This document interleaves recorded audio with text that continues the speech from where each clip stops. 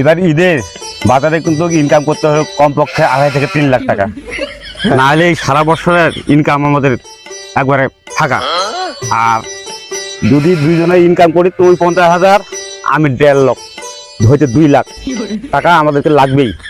হ্যাঁ চাচা ঠিকই বলছেন, এইটাই সুযোগ আমাদের, কুরবানি ঈদে ভালো করে ইনকাম করতে হবে।